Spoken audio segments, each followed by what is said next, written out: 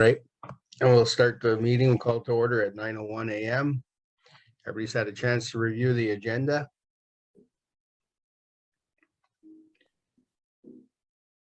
I can move. Okay, and Jim, you'll second?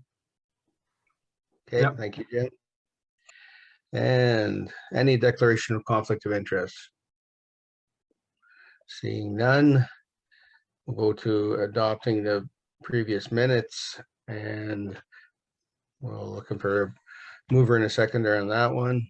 And Jim and Sally, thank you very much. That's carried. Well, I really have to vote on it. Okay, business arising from those minutes. Does anybody have anything that they'd like to speak about? Jim? Thanks, Chair. Yeah, I just wondering, Katie, 7.2 and under new business number 10, is any further information on that? With the property owner, 7.2? Just opening that up one moment. Okay. This is with regard to the drainage. So Yeah. the documents have been received back with confirmation from the property owner that they are in agreement to transfer the easement and allow the new road project to have the drainage through that portion of their property. So Kevin King at Telek Engineering has undertaken the survey, and those documents are being reviewed now by Chris Kirby to be registered. So we should have that complete shortly.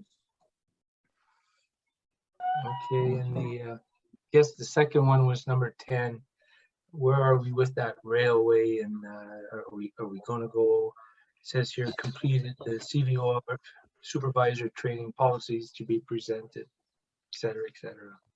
With the CVOR, so the CVOR file has been turned over to Mr. Zager, who is currently drinking from a fire hose with all of the new programs that we've been dumping on him. So he's working through that. We've made some short-term changes with reporting at the Public Works Department, and we're working very diligently on ensuring that the proper circle checks are done and the proper day-to-day maintenance is completed. But the bigger picture and the policies will be coming to this committee in the coming months. Yeah. I don't know if you want to add to that, Chris.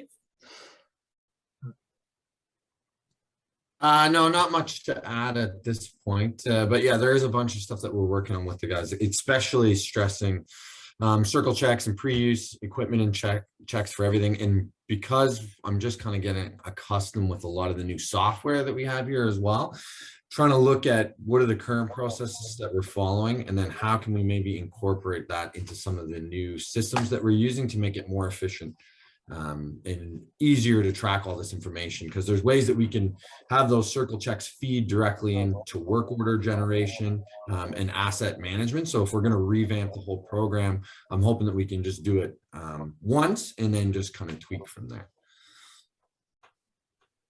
And thanks, Chris. And by the way, welcome on board with your new job position. Excited to be Katie, here, I and guess like the Katie last- said, yeah, sorry, like Katie said, drinking through a fire hose, but it's exciting. Like we're, further along on a lot of things, that I kind of expected coming into it. So I think the department's in a good place, and I'm just kind of excited to work with the council and the rest of the town hall team and my guys down here, and just try to, improve things where we can. And, it's been good so far. So. That's good to hear. And what about the comments, Katie, for up to the railway? We're waiting for the railway for comments on our cut up to the railroad track. Yes, so with that project, what we have done together with the engineer is based on the hoops, I guess we can say, and the red tape and the unknowns and the extreme costs involved in doing some of the work with the railway. What we've determined is we're going to only do into the intersection of Cosley Street from Hawkins and repair that piece that's the most severe. Once we have that completed, then we'll be able to enter through the pipe with a camera to determine what the extent is underneath the railway, to hopefully be able to line that portion of the pipe and avoid the railway altogether and all of the work that they would require. The requirement with the railway would be that they would have their own contractors and their own material, which could significantly increase our costs. The tender for that project did close on Monday, and it came in at $529,000, just a little over $529,000 to do that section. We had allocated $730,000, I believe, to that project, so we're well within budget to proceed. We only received one contractor bid, and that was JI. So they will be awarded the contract to proceed. As you know, we're in lame duck. So based on the fact that it is within the budget, it's a project that was pre-approved, we have given them the go-ahead to commence. That work should start October 3rd. Okay, Good, Jim? that's all I have, Chair. Okay, thank you. Does anybody else have anything from the previous minutes? Okay. We'll move on to business, public presentations. We have none. Administrative reports. We do have one from Suncor. And do you have anything to tell us on that one, Katie? Nothing at this point on Suncor. We're still working with them to get this resolved, but this is an ongoing project and it's mostly led by the Ministry of Environment. And so they'll be doing their checks and balances with them. We're just making sure that we're addressing any residential concerns that do come in and working as a go-between to ensure that Suncor is answering all of the questions of the residents in that area. Okay, I realize I skipped one there, and I know somebody's gonna bring that up, but does anybody have anything on that Suncor thing? Any questions on it? Nothing? Okay, we'll go back one, sorry about that. 7.1 Telek Engineering project list. Does anybody have any questions on that one? Okay, Sally? Just, reviewing the list, it's disappointing about one of the project tenders having to not work with Patrick Roofing. I don't know them, but they obviously were not holding their end of the bargain, and it's very frustrating, I'm sure, to see those projects having to be reviewed again. I certainly commend Telek for keeping us up to date with this list. It keeps us in the know, and if we're not asking questions, it's because they've provided such an extensive list. So Katie, and Chris, if you could both just extend our thanks to them, because it is very helpful. Will do. Yeah, Chris has been very busy from the looks of it. So Good. There is one, the old Public Works building, and as you know, I've been out of town quite a bit, haven't caught up on everything. Just wondering, what's the schedule like to knock that down? I know they've been in there starting to clean it up, but what's the end date? Any ideas? So we're looking at potentially next week, getting in there with an actual shovel to start removing, and we'll start from the old storage side and work our way from that closest to that side and work our way to the Public Works side, so that because we want to be careful with the basement underneath. So they want to make sure that they're doing it properly. So Telek has been on site to review the job layout and how we will be working at getting it down. And the materials will be going to the United States to be deposited there at a much cheaper rate than depositing in local areas, and saving the footprint of our landfill here in town. So we're looking hopefully at next week, and we hope to have it all down and completed by mid-October. Okay, Katie, thank you for that. Now, what the other thing was you just mentioned, pardon me, the basement. What's happening with that? You're just going to leave it as is, and are they taking it right out? No, we'll be filling it in. All right. but that'll be one of the last things to do, obviously, but I'm just wondering, I just asked the question because, excuse me, I knew we had a lot of lines and, water lines and so on, and I know we changed, I think we teed it off or did something to help. So we weren't under there, but I know we had phone lines and power lines and everything else running through there, so. Everything all was taken fixed. care, yeah, everything was taken care. Most of that was dealt with last year. Okay. And then some at the beginning of this year. And hydro, I believe, was taken care of in April or May. But all of the infrastructure, all of the utilities were dealt with over the last 8 months. Okay, perfect, thank you. Does anybody else have anything on that report? Jim? Yeah, I see the phase 2 for the head wall drawing underway for Matt Ninda, and it has a high priority. But if I recall, is this going ahead this year, Katie, or next year? No, that'll be into next year. And this list is actually a list from last month. So the head wall drawings have been completed. We will be reviewing those and determining where we want to move forward with that and bringing it to the budget committee for 2023.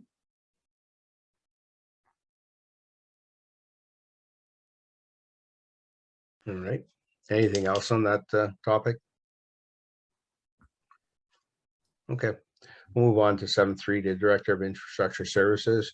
We have a report here about different items we received and looking at and projects. Do you have anything, Mr. Zager, to maybe highlight to us? Sure, yeah, I can honestly walk you guys through the whole report and add some insight to some of the items that are on there if you'd like. I'm not sure how you guys, so you have done this in the past, so you bear with me.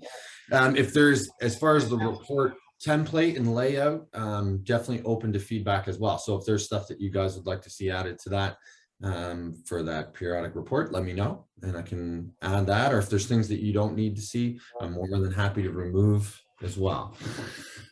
But basically, public works operations, everything's going pretty much as usual with the normal routine operations. We've got a lot of concerns that come in through our E11 systems from the public. So we've had 95 complaints that we've fielded in year to date in 2022. And we only actually have 2 open that haven't been resolved. So a lot of good feedback with that system, recent change, so that as we update the actions that we're taking, it will automatically email whoever put in the complaint. So they'll be updated on the status, even though it maybe hasn't been completed yet. They know that we're working on it as those things are done. So kind of a cool update there. 2 big upcoming large scale projects is Hawkins. And there's dates there on, tender closing, construction start and finish. And then Woodward, we're supposed to get the tender released this week from Tulloch. And I think Chris is working on that when we talked to him on Tuesday.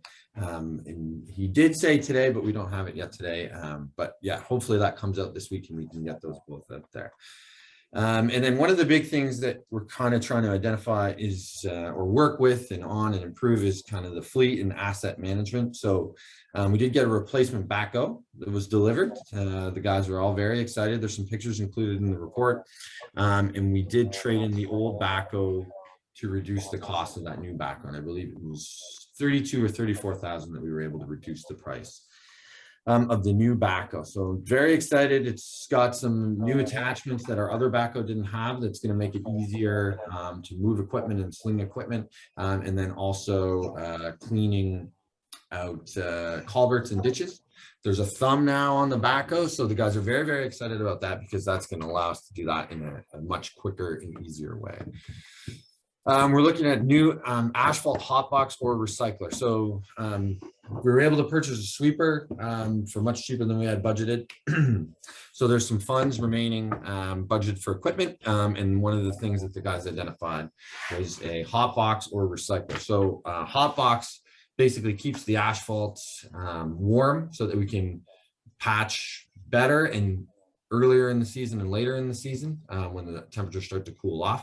Now, a recycler will allow us to do that, but also take some of asphalt millings, you know, wrap, which is the pavement that's been removed from projects that we've, you know, kind of removed the asphalt existing. And then there's some other feed streams as well, but we can put that in there, heat it up, have it prepare overnight, and then use that as new asphalt for those patching jobs and reduce the cost of asphalt that we would have to put out for new asphalt, which is getting quite expensive. So that would allow us to use, if we can, so the recycler is significantly more expensive than the hot box. So we're going to look at what we have and try to get some information today. Al is at the Good Roads Conference, so he's going to talk to the other municipalities, see if they've used a recycler in the past and kind of get some feedback. And we've had some discussions with the vendors as well, just to make sure that whatever we purchase is exactly what the guys need and it's going to work for us for a long time. And there's a picture of one of those potential options there. The other thing we're looking at, gas pump upgrades, a little bit of information there, but we're looking to coordinate that project with the install of the light post in that area as well. There is minimum lighting standards that we need to meet, especially for an area where gas is being dispensed. So we're going to have a static light that's installed on a post above that. But then also, based on comments from the guys, they'd like a little more lighting in the yard.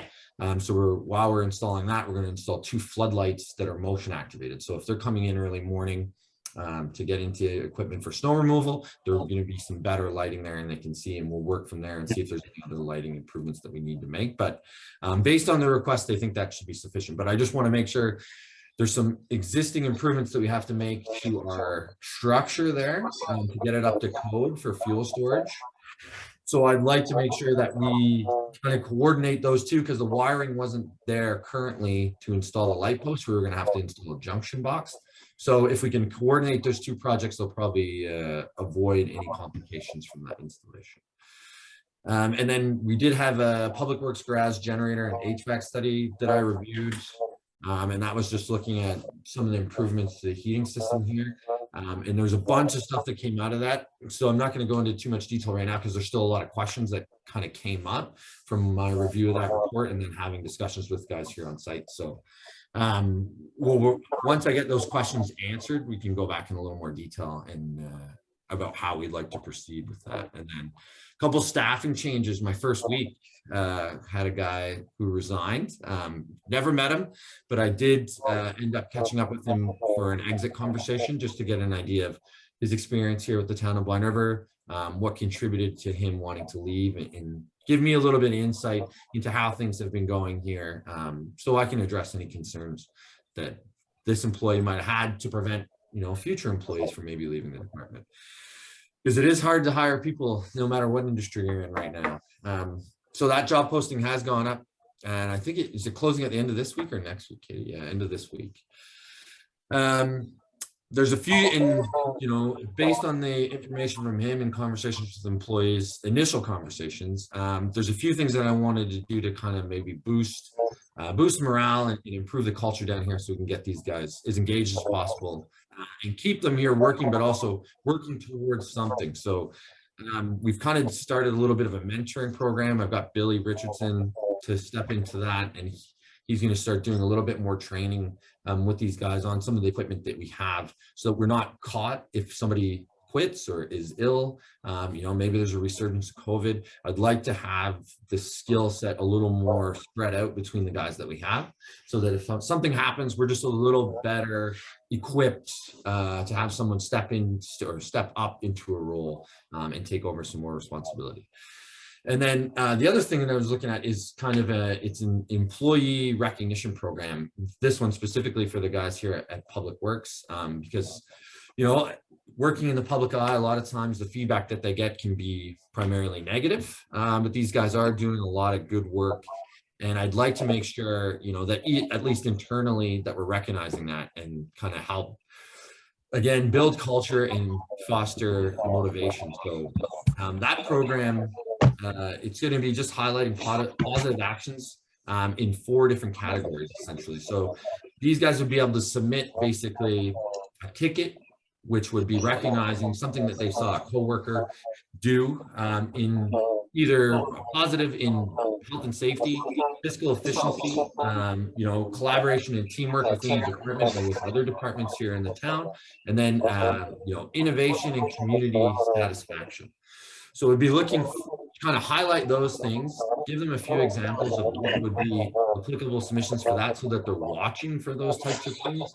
And then have them submit those through me so that I can kind of get a better idea of who's doing the right things, recognize those people for doing the right things, and hopefully, you know, when people see other people getting recognized, they're going to follow suit in those same categories. And those were just kind of the categories that I thought would be the best place to start for improvement down here. And then we're just going to have like a small kind of draw at the end of each month, highlight the person who won and the person that submitted it, and they'll get a bit of a, you know, little financial incentive for participating in the program and, you know, exhibiting those behaviors that we want to promote and see down here at the department. So, and then for myself, the foreman and the sub foreman will have minimum submissions that we'd have to submit every month to make sure that we are looking for the good that our guys are doing and highlighting it.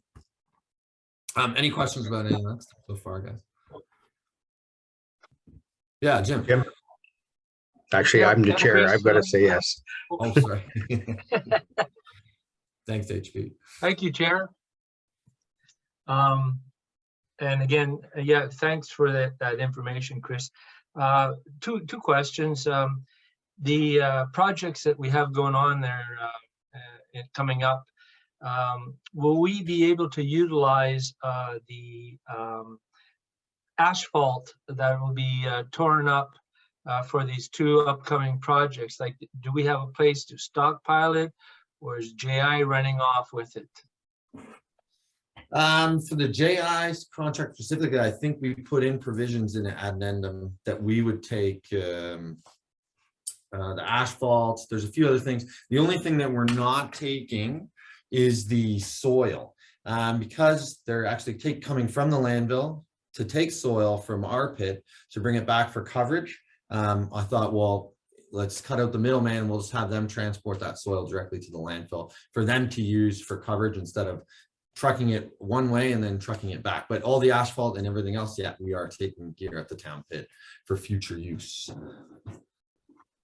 That's excellent. And my second one, Chris, is I'm happy to hear. I mean, at one time, I think I heard you mention that Al may be showing up at OGRA, Ontario Good Roads.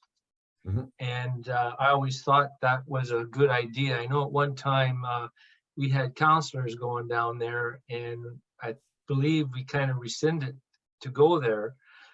But if they aren't going to OGRA, I think that would be a good opportunity for you know, some of your guys seeing the latest and greatest, you know, what's coming out with the machinery. You know, there's always upgrades, and I don't know where or how council may do this without maybe a resolution, but I see Katie, she wants to jump in here. So Katie, please fill me in on the OGRA. Again, Jim, I'm the chair. I gotta go and go ahead, Katie. Yep. Thanks. Thank you, through you, Chair Roy. So actually Al is at, and this isn't Chris's fault, this is Al refers to it as the Good Roads, but what it is the East Algoma Good Roads Association. So it's a small branch of the full Good Roads. And so he's, I want to say he's probably in Bruce Mines or Deborah today. I'm not sure, somewhere around there. Little Rapids. Little Rapids, okay. So that's where he is today, and it's just the East Algoma foremen superintendents that meet for this, and that's the same association that we would be purchasing our bulk purchases for, and as well as our road resurfacing. So hopefully he'll bring back some highlights as to when the expectation for the roads resurfacing is to be completed in Glen River, because we're pretty late on that this year due to rain and other circumstances. But with regard to Good Roads, that's a good point, Councillor Dunbar. I've spoken to Mr. Zager about this, and I think it would be a great experience for him to attend, and possibly bring one of the other employees from Public Works. It's a great networking. It's a great place to learn about all of the new things that are coming out, as well as funding opportunities. It's also a great place to meet with the ministers, similar to AMO, Roma. It's the same type of conference. So we may want to look at preparing a delegation as well. So it is something that we are working on in the background. And I believe that conference, they've changed it. So I believe it's either in February or March. It used to be in January, but they've changed the dates of that because it used to be in conjunction with Roma. So they've separated them out. So we'll have more to bring to council on that because we may be looking at a delegation as well. So, but I do definitely think that it is a great opportunity for Mr. Zager to attend and meet others within the industry to have that networking base moving forward. So that is a good point, Councillor Dunbar. Thank you for that, Katie. Go ahead, Jim, continue. Thank you, Chair. Thanks, Katie and Chris. And if I, and like I said, if I recall, we changed the idea of councillors going to OGRA, and I'm still okay with that. But I would really, as you mentioned, Katie, would like to see Chris and maybe a couple of staff down that is working for him to continue. And I will be keeping my eyes on this over the next 4 years, and I hope this all, transpires, because I think it's a good thing for the guys too, Chris. Like if you can share the wealth type deal with a few of the gentlemen. I'm not necessarily saying for your delegation, that's obviously between the administration. But yeah, there's a lot of fine and interesting things that are happening today in the construction business and the road building business, and I'd like to keep our guys on top of that. And thanks, Katie, for that. Thank you, Councillor Dunbar. You can continue, Chris. I think there's a little bit more for you to go through. Yeah, thanks, HB. So the final section of the report was planning and forecasting. So this is just preliminary. I wrote this report, I think, a week and a half in, but these are some of the things that I kind of identified that I thought were important to bring to you. So one of them is a replacement or apprentice mechanic that I think we should be looking at budgeting for. So Bernie LeBlanc is our current mechanic. He's been with the town for a very, very, very long time. He knows a lot about all the town operations. He's been involved in a lot in the past, and he's also dual ticketed mechanic. So he works on our truck and coach equipment, but also our automotive equipment, plus a plethora of other things that he does. So he's very important to the organization as a whole and down here at Public Works, but he is, planning to retire within the next 12 months. So I thought it would be very important to try to get somebody in here as soon as possible to start training with Bernie and overlapping, because as throughout one 12-month cycle, Bernie's working on a lot of different things in different seasons. So to get somebody in for just a few months of crossover, to me, very difficult for them to pick up the whole scope of the job. He has a whole structure of the way that he does things that he's worked at just through experience working here for a long time. He schedules preventative maintenance, in areas of the year that are a little calmer, so we can get that done. And then once winter snow season comes along, things are constantly being broken and we can't risk any downtime. So he's got a good structure, and I'd like his incumbent to be able to get up to speed on all that stuff as well. So just looking at our new piece of equipment, which is the backhoe, just for a preventative maintenance contract for that one piece of equipment alone, they quoted us at $16,000. And that's only to cover for 2,000 hours of operation. And the important thing to keep in mind about that quote is that it's for a brand new piece of equipment. So the first preventative maintenance visit is literally just looking at oils and testing stuff. There's no actual replacement of parts or fluids. It's just an inspection. So, for a piece of equipment that's older than that preventative maintenance, those intervals are going to be a lot more expensive. And that's only one piece of equipment. And that doesn't include when things break, whether it's due to wear and tear or whether it's due to, an accident with the operator. And there's obviously costs associated with those. And then downtime, you know, there's cost associated with that as well. So we might need to hire a journeyman mechanic depending on how long Bernie's going to be here for. If we hire an apprentice and Bernie retires, you know, we can't keep that apprentice on without a fully licensed mechanic. But that's definitely something that I saw as kind of a liability and something that we should be looking at planning for, you know, as soon as possible, because he doesn't have a long timeline left. So yeah, my recommendation was just to propose to the Infrastructure Services Committee that we could move that to budget, you know, for a mechanic in training position, essentially. Okay. And then the next, you know, part of forecasting is essentially the sand shed. So right now we have one of our steel public works buildings that we're using for storage of winter sand and salt. And if you come down for a tour of the building, you can see that that's taking a pretty significant toll on that building. So to protect that asset and make sure that we have somewhere in the future to long-term store our sand and salt, I wanted to propose that we move to budget. You know, it's money funds for reserve at least for an outdoor sand shed. And the initial quote that came in, we just got it this week, so it wasn't in the report that was submitted, but came in at $650,000 for tarp style open-ended structure and $700,000 if we wanted to close in the ends of that structure.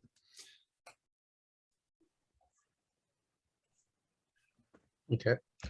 Does anybody have any questions on that for Chris? Jim?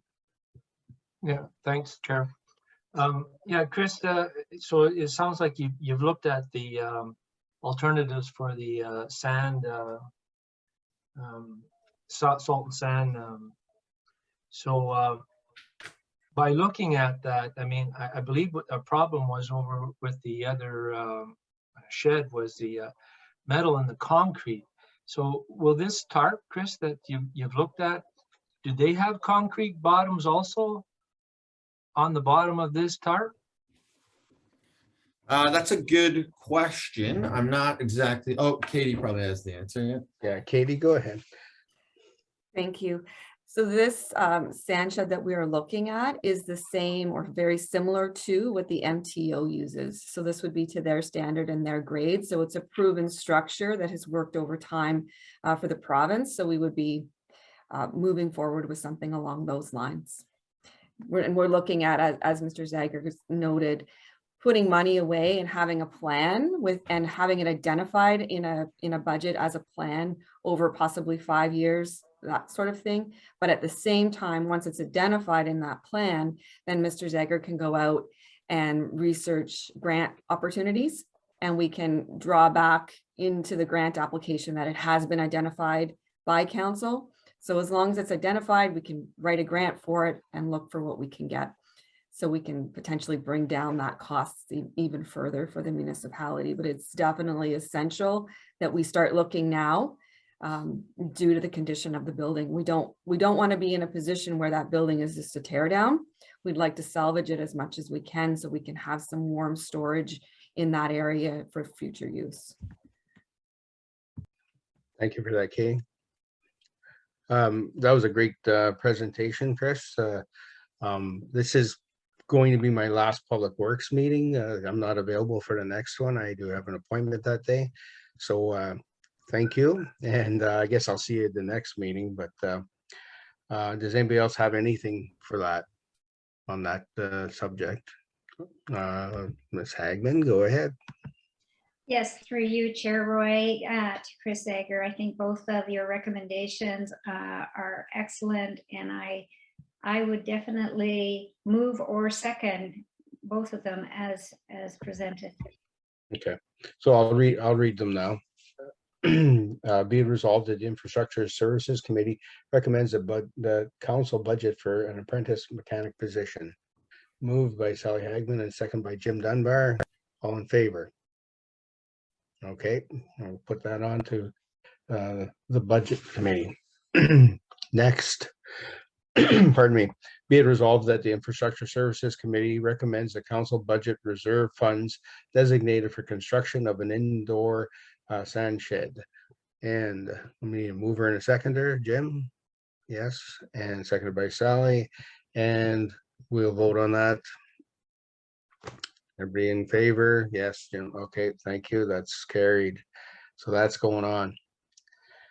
Thank you for that. Now we'll move on down to correspondence. And what exactly is this for, Katie?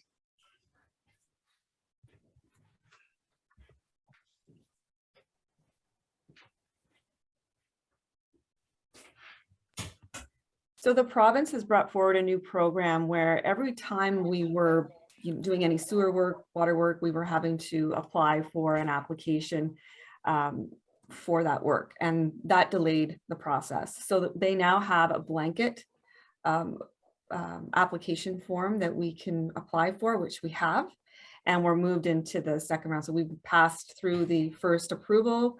We've now made our payment, and we're hoping to have that application, as the province has indicated and committed to having all applications approved by the end of the month. So we're hopeful that this will move forward and we will have that. And then that will cut out a lot of the red tape every time we were trying to do any work within the sewer water system of having to make all of these separate applications. We'll now have one blanket application. Okay, perfect. Any questions, Jim? Yeah, thanks, Chair Roy. Yeah, this was great, Katie, that you brought this up, because I saw it and I missed it on the, I believe it was on the Tulloch report. And I wanted to ask you just exactly what this consolidated linear infrastructure was. And here it is. And now I know why. And I saw there was a fee, obviously the $100 came along with it. So yeah, great. Sounds good to me. Thanks for that, Jim. Anything else on that subject? I think we're good, eh? Okay, so no addendum, is that right, Katie? Oh, go ahead, Katie. Sorry, Chair. It's okay. So I just wanted to clarify for the committee with regard to the gas pumps. So if you recall, I believe in 2021 and 2021, we looked at having a card lock system as part of the KPMG recommendations. It was brought to my attention about a month ago from our foreman that he had some concerns with regard to the amount of fuel that we seemed to be utilizing through the system. Now, that's not only Public Works that utilizes those pumps. That's Parks and Rec, that's the bylaw department, that's the fire department. And we don't have any clear understanding as to how much fuel is being really utilized, because we're writing it down on a sheet that's pretty archaic of how that's done. And then we're hoping that those don't get transposed when they're being input through the accounts payable department. So this card lock system would really identify. And what we did do is we had Mr. Earl do a report for the Public Works to look at the fuel consumption over what's been brought in and over a number of years. And when we looked at that, we had a significant jump of, and I know gas prices are up, so we were looking more at the liters, of over 4,000 liters. That's a lot of fuel. So this item, I was able to get a quote much cheaper than the original. I think the original was up over 70,000, maybe closer to 100,000. This is around $24,000. And we do have the funding within our future projects. And Mr. Zager's now taking on that project now that I'm over here. So we really feel that this is $24,000 well spent for the municipality to be able to properly track the fuel that's being consumed in each vehicle. Is there a problem with the vehicle? Is there gas being taken that we aren't aware of? Are we not tracking it? Something like, why do we have these big jumps? So this program will be able to allow us to do a really good deep dive into where the fuel is going and who's using it, which departments are using it. So it's quite possible that we've just maybe had a spike in our operations and we're doing a much better job in getting out there and using the equipment more often. We don't know and we can't tell. And I think we have a fiduciary duty to ensure that we're tracking this. So that project will be moving forward prior to budget approval. Will be because of the costs that we were able to save through the sweeper and other efficiencies throughout. Plus, we do have the money within the future projects budget. So I think overall, this will end up being a cost savings once we can correctly identify. And then the lighting in that area is also going to help along with surveillance. Yes, Mr. Geiger. Just to add a little bit on that topic to what Katie was saying, so just in the interim, what we've done is install just a temporary security camera there that can oversee the pumps, just to ensure that there isn't somebody coming in during the night, coming and stealing. Our security system that we have here at Public Works, I'm looking into getting that operational again, but I wanted to get something up very quickly that we could use, and it's a small camera that runs off Wi-Fi, so it was very low cost. But once we've got our system back up here and running, then that would be able to be used somewhere else within the town, anywhere that they need it and have Wi-Fi. So the interim, just to make sure that we're not losing fuel to an external source, we've got that camera there to monitor. And then once we have the pumps installed, basically each employee will have their own card, so it will track employee, and then they would punch in the vehicle number to track how much fuel is being used for each vehicle. So we're going to have two streams of information to help us better identify where fuel is going, and even that increase, if we saw a particular vehicle increase in fuel usage, that might be a prompt that, you know, we need to do some maintenance on that vehicle, or maybe we need to start replacing a certain piece of equipment. Okay, thank you for that. Mayor Sally. You're on mute. Through you, Chair Roy, to Katie and Chris, I just think this is a great idea. I know that when I was with M&R, this is exactly the system that we use. It stops people pointing fingers. It definitely shows each department's use, and it's pretty slick. And also with regards to the security camera, we at the ski club have one on site. It's to my phone. Other than the mice waking me up at 4 in the morning, it's a very slick system. It's very cheap, and we went through Reolink for it, so it works on Wi-Fi as well. And definitely, I think that both expenditures are well worth the payback that we will receive. Thank you. Okay, thank you for that. Jim. Thank you, Chair Roy. Yeah, I totally agree with Mayor Hagman and administration here putting this forward. And my little story is too, I was with Bell Canada and we had the same thing at our shops years ago. But